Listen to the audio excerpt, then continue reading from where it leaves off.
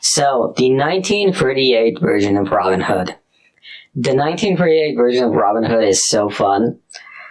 It's the one where there's this famous sword fighting scene, and you might think that it's not very impressive because it's like from the 30s, and they don't really handle sword fighting in a overly realistic way, but it is actually kind of exciting because they make very good use of their environment, and they also do this shadow thing. Like, the shadow thing is never a thing you notice in videos where they talk about this movie. There is a shadow fighting thing. In the middle of the fight, it switches over to a shadow fighting thing, and it actually feels good. They didn't just cheap out, they just did the shadow fighting thing as part of the story.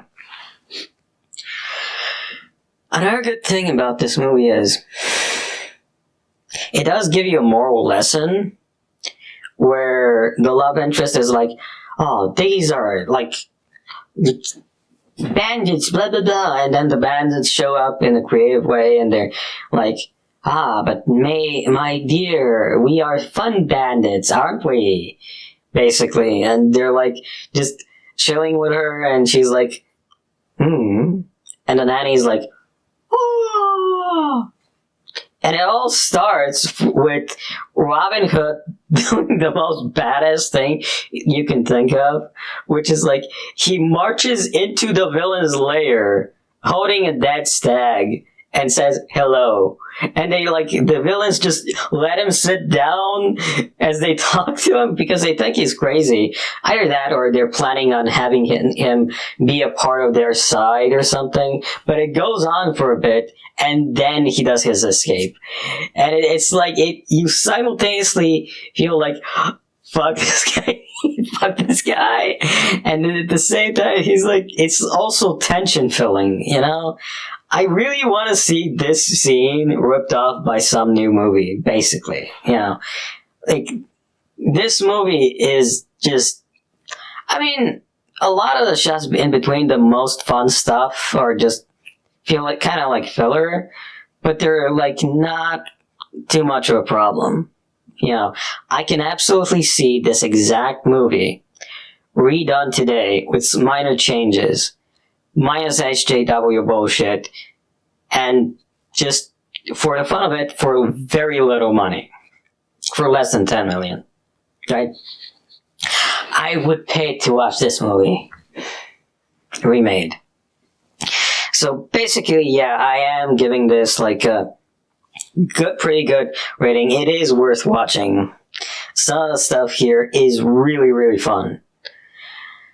To remember an era where movies about men in tights were fun, and we're not obsessed with making or retconning every white character in the cast as either some type of pathetic, evil, racist, sexist, misogynist, a shallow version of his former self, rejecting everything, 50 or 60 million other things, blah, blah, blah.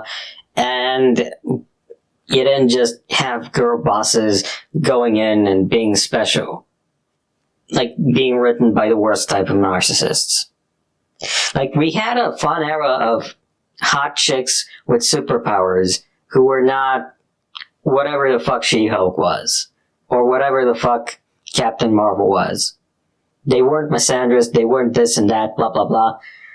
Fucking Jessica Alba, great example. Great character. Great chemistry. You can cut that with a knife. Original Cindy, an actual black chick with an afro who actually fucking was a fun character. Like, seriously. Just make Robin Hood, but make Robin Hood fun. It's not a cliche to make Robin Hood fun. Bring back Robin Hood, please. Hollywood, please bring back Robin Hood. Okay? Just make a fun version of Robin Hood. And don't shove any stupid, annoying, nonsensical, obsessive, dumb politics into this thing. It's very fucking annoying. Just make fucking Robin Hood. There is absolutely no need for you to shove in a million races, shove in a million genders, talk about someone's special politics, do this, do that, do whatever, blah blah blah, just make fucking Robin Hood. We have a superabundance of TV from before the woke era where you had a whole bunch of people, actual diverse people, actually having their own fucking stories. It was not perfect, but it's a fucking it was just so much fucking better than what you're doing right now.